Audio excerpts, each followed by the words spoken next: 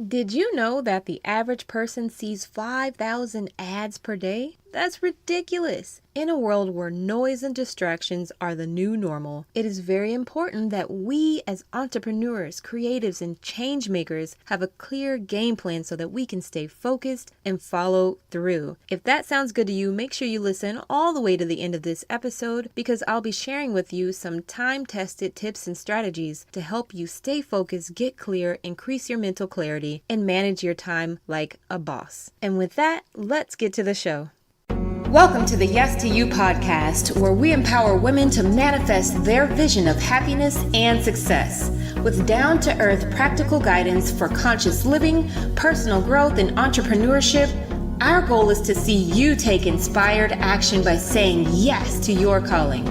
I'm your host and founder of RohiniWellness.com, Dominique D. Wilson. And now, let's get into the topic of the hour.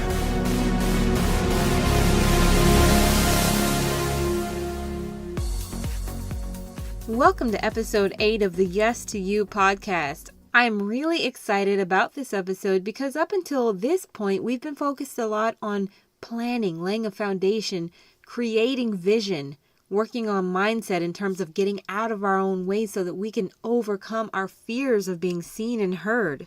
We talked about self-expression, learning how to manifest the desires of your heart using the universal creative process.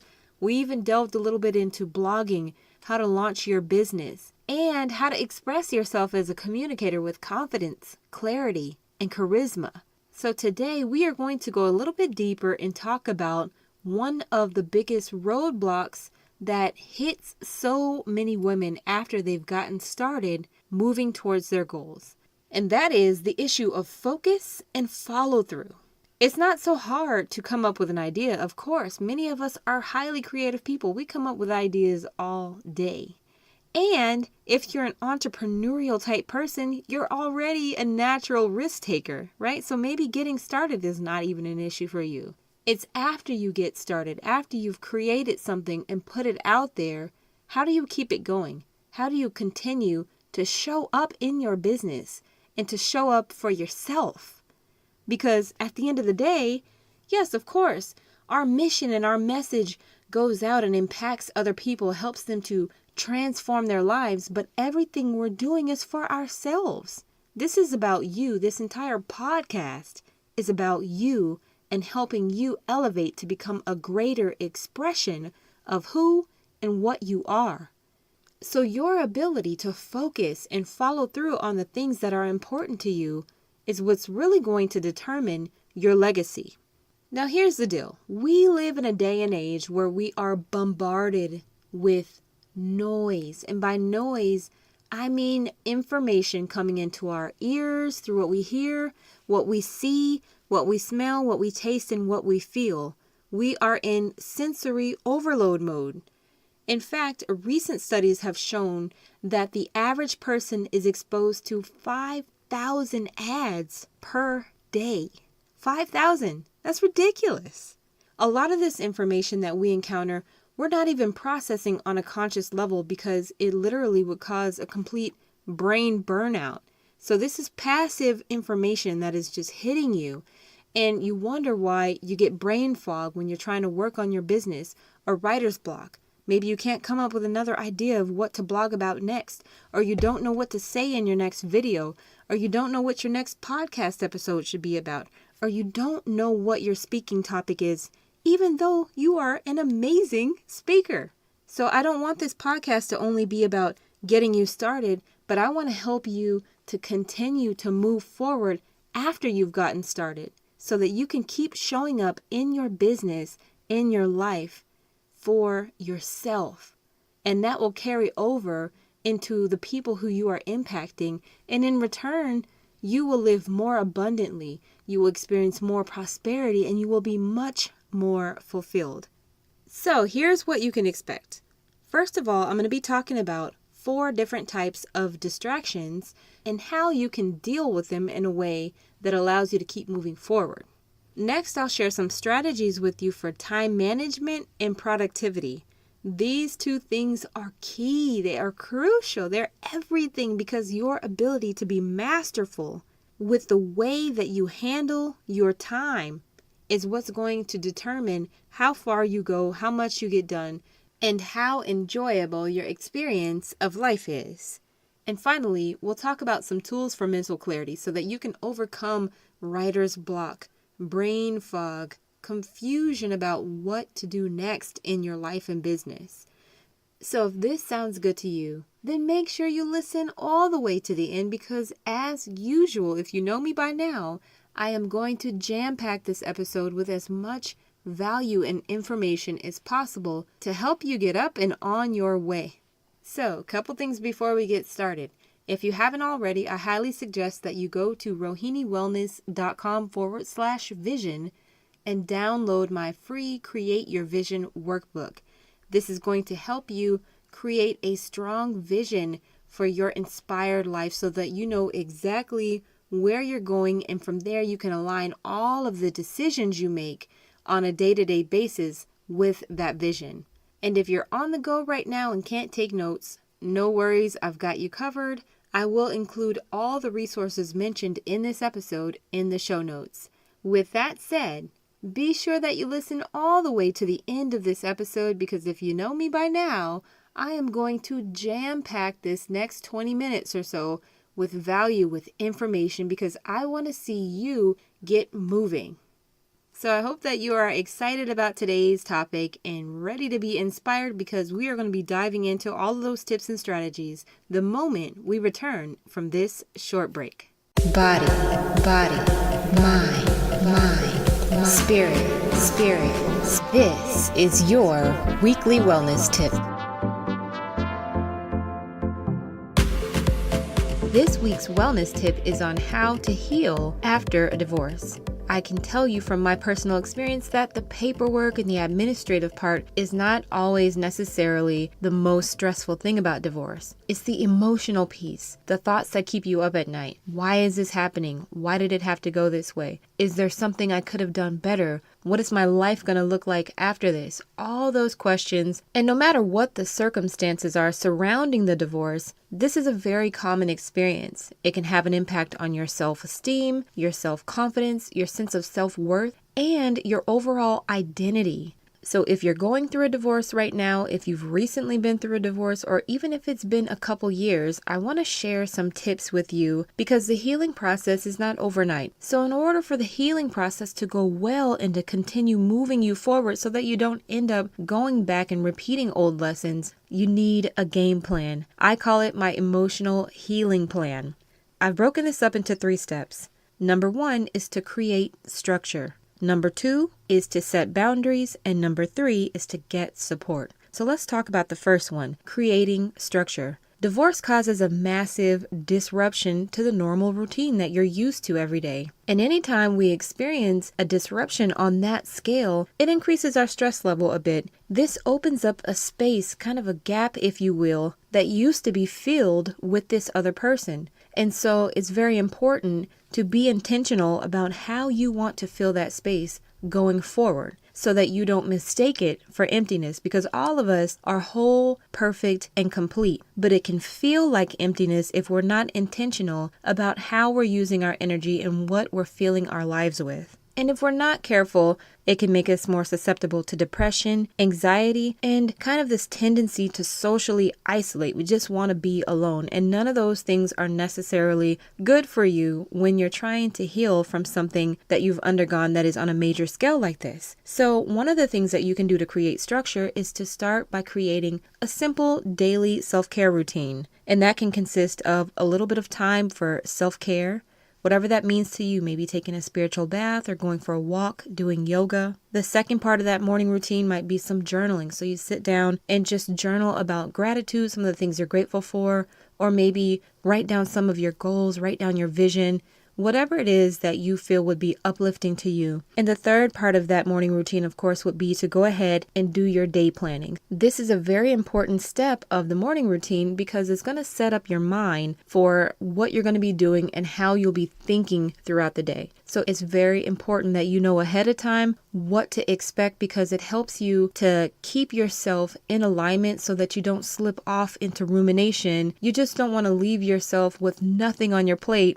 so that you're just left there to start ruminating, because that's not really going to help you to move forward. So we talked about creating structure. The second part of the healing process is to set boundaries. And by this, I mean be very selective about how you use your time, how you fill your space, and how you use your energy. If you haven't already, be sure to go back and listen to episode 3, because the entire wellness segment is on how to set healthy boundaries. And now the third part of the emotional healing process after divorce is to make sure that you get support. This is not something that you want to be heroic about and go through on your own. You want to make sure that you get some support for 2 reasons. Number 1, opening up to other people to let them know what's going on in your life and being willing to share that bond with them keeps your heart open to the power of love. It's so easy, especially if you go through a divorce that is very difficult, maybe a divorce that was unexpected or that you didn't want, or the relationship was toxic. It is very easy for us to kind of close in protection mode. And what happens is when you put that stone wall around your heart, not only can love not go out, but it also can't receive. This cuts you off from your ability to experience true intimacy in your friendships, in your familial relationships, and going forward when you're ready to meet another intimate partner. So it's very important that you get support, because this is going to help you practice keeping your heart open, practice being vulnerable, and it's going to empower you to reach new heights in your relationships that you've never seen before. So that's the one reason to get support. The other reason is so that you can experience the benefits, the healing benefits of being transparent. The only thing I'll say about this is you want to make sure that when you do get support, make sure you choose the right people. I cannot stress this enough. The right people won't feel drained or outshined by your need to vent or simply talk about your experiences. The right people have strong enough boundaries to offer you their full presence as compassionate listeners without becoming emotionally invested in your stories. You want someone who can stay objective. The right people are going to be able to listen to you without judgment.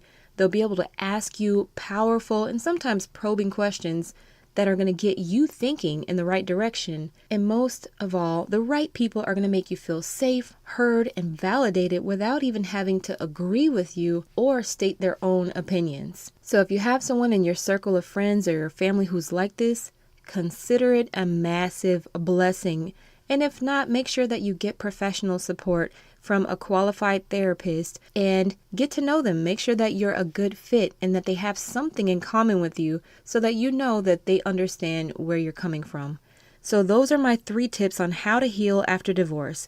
Create structure, set boundaries, and get support. I've written a very lengthy mini-series on my blog about this entitled How to Heal After Divorce. So be sure to check the show notes, as I will be posting a link to that resource for you. I hope you've enjoyed these tips, and I wish you all the best on your journey of self-discovery, self-expression, and self-love. And with that, let's get back to the show. Welcome back to the show. As I said, today we are talking about how to focus and follow through when it comes to your goals.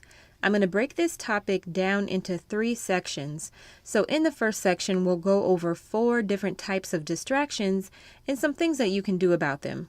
In the second section, we'll talk about some tips and strategies for time management, helping you to prioritize a bit more so that you can increase your productivity.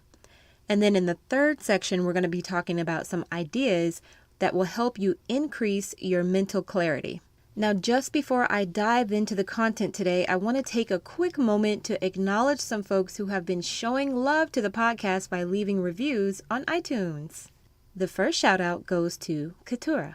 Katura says, great format and content. Really useful and necessary advice on wellness that is clear and detailed. Dominique does a good job holding interest as a single host. Good stories as well. Katura, thank you so much. That means a lot to have that feedback.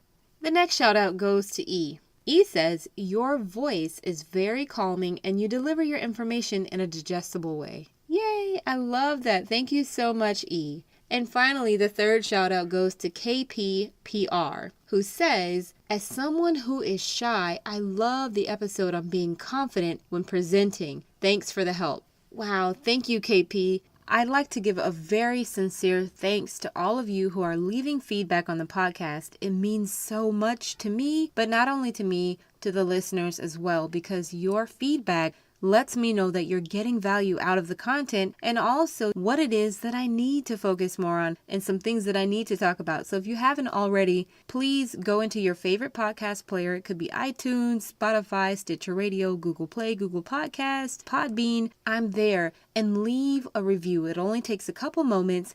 Let me know what I'm doing well. Let me know where I can improve so that I can be of greater service to you. And of course, if you leave a review or share an episode on social media using hashtag #YesToYou, I will give you a shout out on a future episode.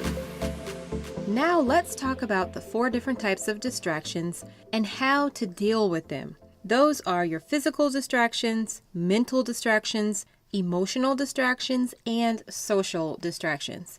By physical distractions, I mean particularly health and also your physical space. Now let's face it, when you don't feel good in your body, it is so much harder to keep that momentum and to continue moving forward on your goals, to stay focused and to be consistent. So it's very important that when we're looking at what distractions are, that we don't forget that health itself can be a distraction. If you are dealing with migraines, headaches, aches, pains, if your energy is low and you feel tired all the time, these are things that you really want to pay attention to and look for holistic ways of dealing with those issues so that you can feel at your best. And this is what's going to help you to have that mental clarity that you need to move forward and also to have the energy to power through any obstacles along the way. Some things that you can do to make sure that you are in optimal health is to start by eating well. And this means making sure that you are eating a good balance of alkaline foods, foods that are rich in vitamins and minerals. That means lots of fresh fruits, vegetables, especially your dark leafy greens. During the wellness tip on episode 7, I briefly talked a little bit about Dr. Sebi and acid versus alkaline foods. If you haven't had a chance, I recommend that you do go back and listen to that because that will provide some insight into how you can get started eating in a way that is more supportive of your health. And as for physical space, I was told many years ago when I was just a little girl by my elders that your outer space is a reflection of what's going on inside. And throughout the years, I've been able to look at my life and see that that's true. That is very much true. So if you are feeling all over the place, your physical space, whether that be at home, at work, even in your car, maybe even your purse, is probably cluttered with some things that you may need to either reorganize or maybe some things that maybe it's time to even get rid of. So be mindful of how your physical space mirrors what's going on inside. And if you can tackle that physical space, get more organized, you'll notice that the health kind of starts to fall in line, and also the clarity and the energy that you need will start to show up as well. All of these things are connected, so that's physical distractions. The next area is mental distractions. This shows up as difficulty concentrating, memory issues such as being forgetful, not really being able to remember those small details from moment to moment, brain fog, writer's block, and being overly analytical.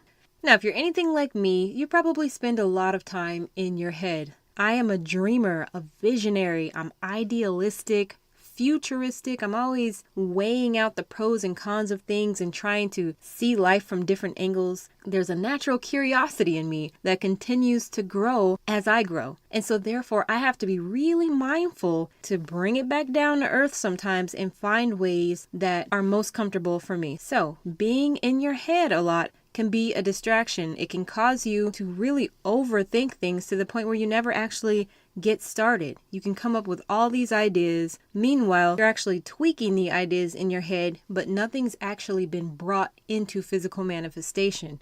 So if you are one of those people that has a lot of mental activity going on, one of the best ways that you can be intentional about your thought energy so that it doesn't become a distraction for you is by practicing mindfulness. You can practice mindfulness by simply becoming more present when you're eating. Allow yourself to fully taste your food. Think about the feeling of the food, the sound as you're chewing, or if you're listening to music, really get into the music. Whatever it is that you're doing in the moment, be fully there. You don't want to be eating and thinking about what you're going to do later on during the day, or eating and watching TV. Now, of course, we all have moments where we will be multitasking for one reason or another, but the idea here is to set aside a little bit of time at some point during your day and just simply practice mindfulness. You can practice mindfulness while you're driving home from work by being present. Think about what you're seeing and experiencing as you're driving instead of being on autopilot, which is what most of us do when we drive on the same route every single day. We barely even remember the drive home. That's not mindfulness. Being mindful is being fully immersed in the experience. A step beyond that is to start a practice of meditation. It doesn't take much. You can meditate for 5 to 10 minutes every day. Meditation is huge, especially for those of us who are very analytical and we have a lot of mental activity. If nothing else, meditation is the one thing that can help us to draw that energy down, get into our physical body, and learn to be still in our body, still in our emotions, and still in our mind. You can download a smartphone app such as Insight Timer or Headspace. You can also go to different websites such as Meditation Oasis, where they offer free guided meditations. And another resource is YouTube. YouTube is a gold mine filled with different forms of meditations that you can use. So it doesn't matter if you are very experienced or if you're just starting out, there's something for everyone. And of course, I will include all of the resources mentioned in this episode in the show notes. So if you're on the go right now, you can come back and check the show notes at a later time, and all the links to everything I just mentioned will be there waiting for you. The next type of distraction is an emotional distraction. These are usually rooted in the limbic system, which is our reptilian brain, the most primal part of the human being. Emotional distractions are pretty self-explanatory. They usually show up as being emotionally reactive to a situation rather than being emotionally responsive. When you're reactive, it's almost like the locus of control is outside of you. So someone might say or do something to trigger you, and all of a sudden you experience this onset of emotions. And depending on how intense those emotions are, it may actually impact your momentum to where you just don't have the motivation to work on your goals and to keep moving forward because you're upset over this situation that's transpired. If you have a history of any form of trauma, or you've been exposed to a high level of stress over a long period of time, these emotionally reactive patterns can get kind of hardwired into the brain. But the good news is nothing is permanent. The nature of life itself is change. You may have been triggered by the same thing for the past 15 years. It doesn't mean that you have to claim that identity forever. There are things that you can start doing today to start actually rewiring your brain to make you more resilient. And here's the big secret. Here is the thing that you can do to increase your resilience so that you don't have to succumb to emotional distractions. The secret is mindfulness. Again, mindfulness is an evidence-based practice that actually makes you more resilient by helping you to rewire your brain and form new neural pathways so that the next time you encounter that same type of stress that usually gets you so frustrated that you can't even focus on your work anymore, you'll actually develop the ability to create a moment of space between yourself and that trigger, if that's what you want to call it, and choose a response that's going to be more fulfilling to you. Of course, there's no overnight cure for anything, but if you start practicing mindfulness through meditation, through breath work, through something like yoga, this can help you go a long way, and you will be amazed at how far you've come even 3, 4, 5 months down the road from here. In addition to adopting a mindfulness-based practice, if you feel that emotional distractions are really getting in your way and you feel that it's easy for you to be triggered and upset by certain things that people say or do around you to the point where it's getting in the way of you being able to move forward on your goals, I highly recommend that you seek out a trauma-informed therapist. This is someone who will help you unpack the situation, find out what's really going on so you can get to the root of the issue, and they'll do it in a way that is affirming to you, that is validating to you so that you know that you're heard and that you're supported through the entire process. So make sure that when you're vetting these potential therapists that they are trauma informed. Look for those keywords, okay? And now moving on to the fourth type of distraction, which is a social distraction. Social distractions can show up as your spouse or partner, your children, family, friends, colleagues, your leadership team at work. This can even show up in your dating life. The number one way to deal with social distractions is to set boundaries. You want to set boundaries around your time, your space, and your energy. If you haven't already, be sure to go back and listen to episode 3 because the entire weekly wellness tip is on how to set and maintain healthy boundaries. So now let's talk about some strategies for time management and increasing your productivity. And I am going to break this down into 3 steps: assess, prioritize, and declutter. As far as assess, that means how are you currently spending your time? For this, you might want to take a piece of paper or a journal and document what it is that you do from morning to night every day for about 5 to 7 days. And I know that this might be quite a task, and there might even be times where you skip and you kind of forget to jot down what you did. That's okay. You want to just get a ballpark idea of how you are currently spending your time, because if you don't write this down, you might think you know where your time is going, but it's not till you really measure it that you really know how much time you're spending on certain activities and whatnot. So once you've logged your time for about 5 to 7 days, you then want to move into the prioritize phase. First of all, I recommend that you create some type of daily schedule for yourself. This is so important because we need structure, especially if you are building a business or working on something outside of your typical 9-to-5 job.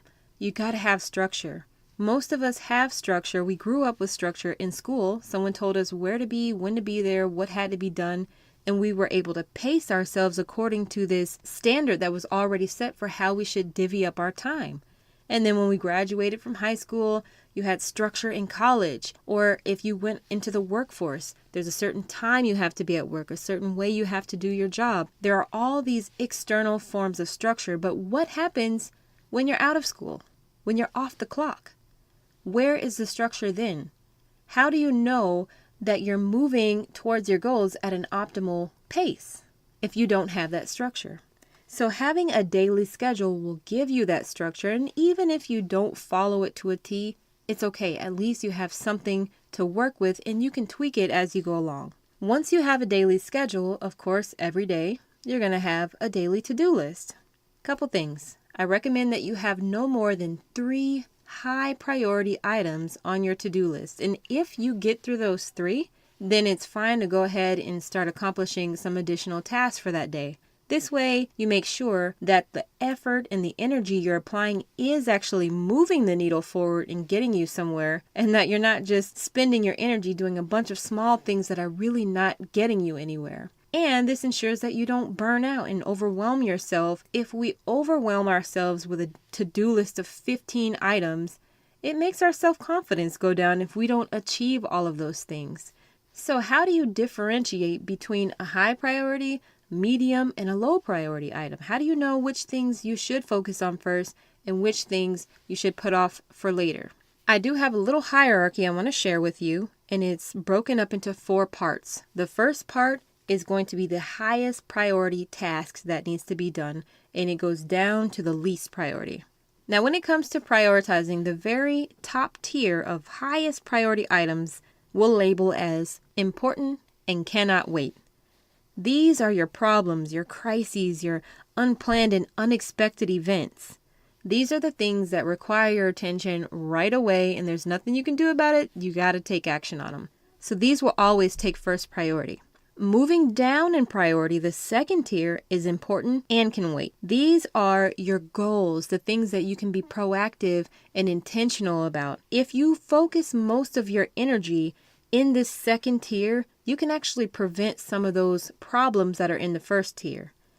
For instance, paying your bills on time every month, that's an important can wait item. And what happens is if you don't pay your bills on time, that then becomes a top tier, high priority crisis type situation because now you're in collections and you need to pay that money because you're going to be in hot water if you don't, right? So focusing your energy on that second tier of things that are important and can wait are going to help you through the attitude of being proactive to make sure that you stay on track to meet your goals. Now, moving down even further to a lower priority on the third tier, you have not important, cannot wait. Now, these things are not important to the goals you're trying to achieve, but they still have to be done. They cannot wait. This would be laundry, dishes, going to run errands, dropping things off at the post office, buying groceries, all of those kind of mundane tasks that don't really light you up, but you can't get around them.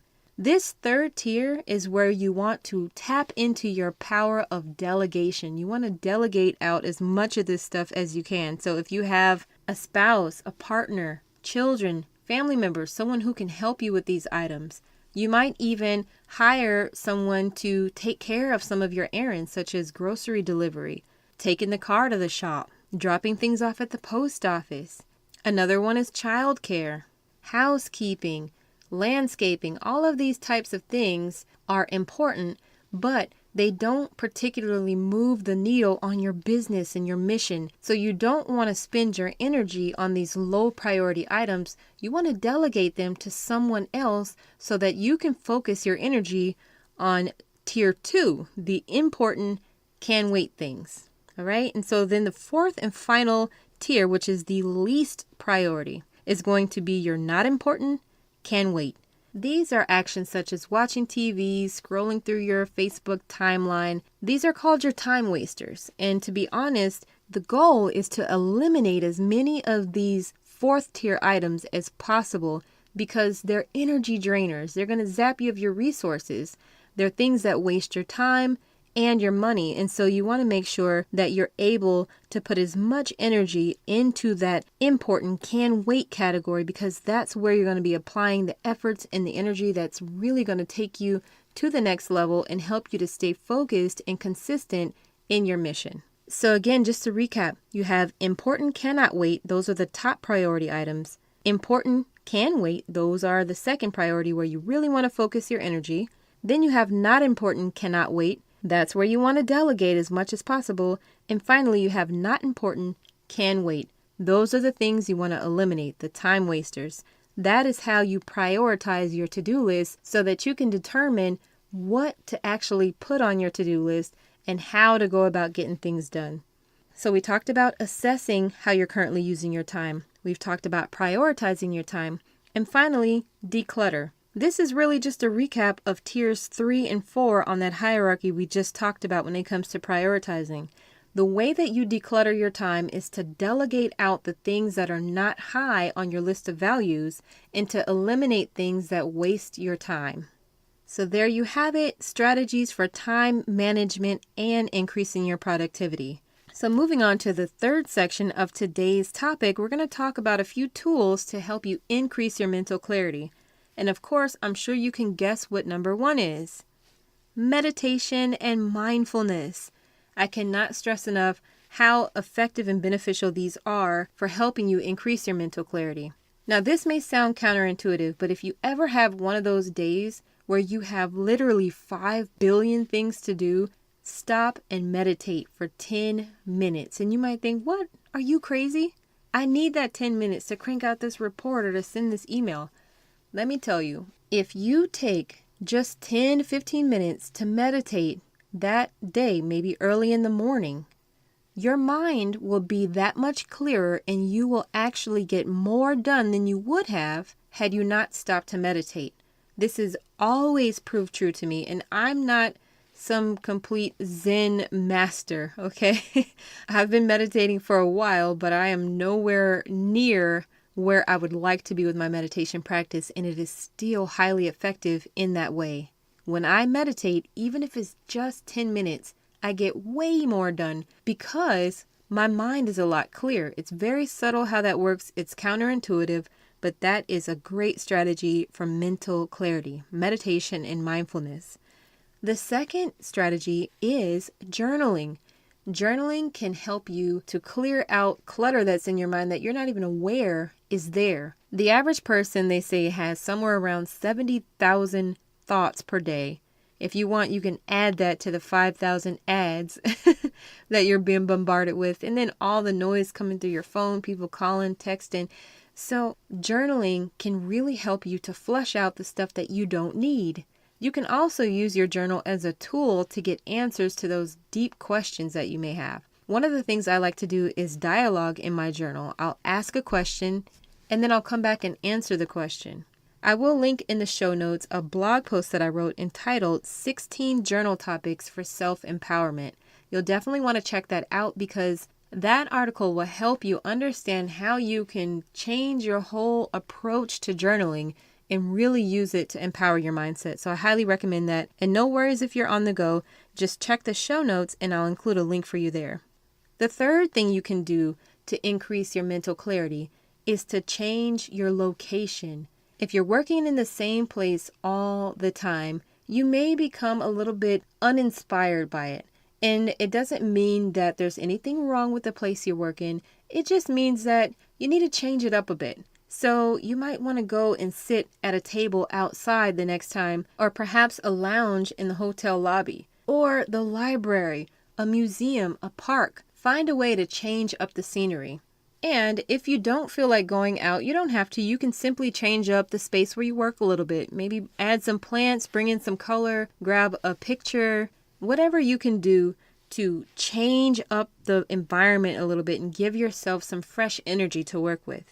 The fourth and final thing that you can do to increase your mental clarity is to declutter your space. I think I've spoken enough about decluttering your space on the podcast. I talked about it a little bit today. I also mentioned that in episode 3 in that segment on setting boundaries that I was just telling you about. So definitely you'll want to go back and listen to episode 3 because it ties in very well to this episode. So we talked about 4 different types of distractions, how to deal with those. We also discussed some strategies for time management and to help you increase your productivity. Then we discussed some things you can do to increase your mental clarity. Now I want to say all of the ideas expressed here are based on what's worked for me and my personal experience. It's not a definitive list, but it's definitely something that can help you get started.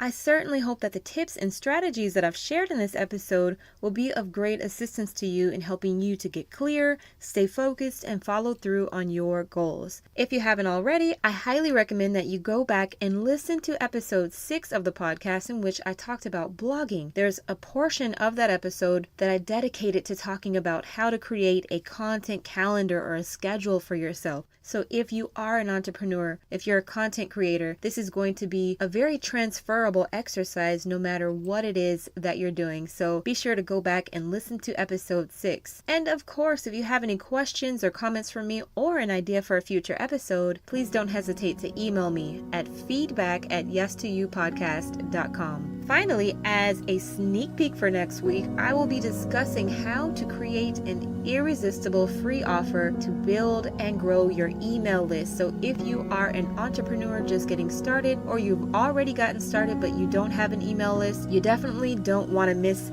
episode 9. So stay tuned. Next week, Tuesday, 5 p.m. Central Time is when that episode will be available. In the meantime, remember, you get to choose how you show up in life.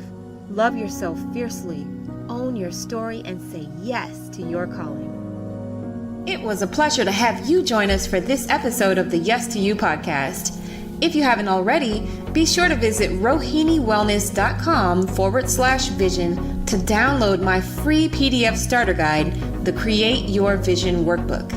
If this episode was helpful for you, please leave us a review on iTunes. Also, when you share this episode on social media using hashtag #YesToYou, we'll give you a shout out on a future episode. We look forward to inspiring you next time, right here on the Yes to You podcast.